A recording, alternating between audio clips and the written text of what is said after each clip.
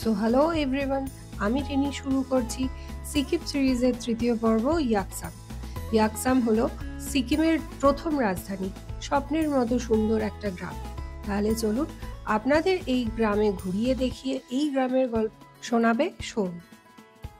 তাহলে চট করে কিন্তু চ্যানেলটা সাবস্ক্রাইব করে নিতে হবে, নাহলে কিন্তু গল্পটা মিস হয়ে যাবে। গল্পটা কেমন লাগলো একটা ছোট্ট লাইক আর একটা ছোট্ট কমেন্ট করে জানাতে কিন্তু ভুলবেন না।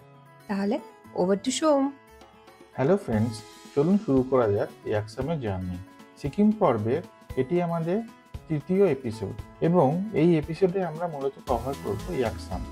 প্রথম দুটো এপিসোড যদি আপনাদের মিস হয়ে গিয়ে থাকে তাহলে আমি লিঙ্ক ডেসক্রিপশনে দিয়ে দিচ্ছি, আপনারা অবশ্যই একবার দেখে নেবেন, তাহলে ভিডিওটার কন্টিনিউটিটা বুঝতে আপনাদের সুবিধা হবে। সিকিম ট্রিপের চতুর্থ দিনে আমরা রাবাংলার হোটেল থেকে চেক আউট করে চলে আসি ইয়াকসামে।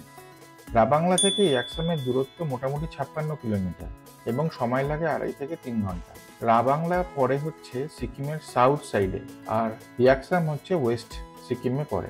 আপনারা যদি এনজিপি থেকে ইয়াকসামে আসতে চান তাহলে বলে রাখি, এনজিপি থেকে ইয়াকসামের ডিস্টেন্স হচ্ছে 150 কিলোমিটার আর সময়ও বেশ 8 থেকে 9 ঘন্টা আপনাদের লাগবে এবং ভাড়া মোটামুটি বড় গাড়িতে 5,500।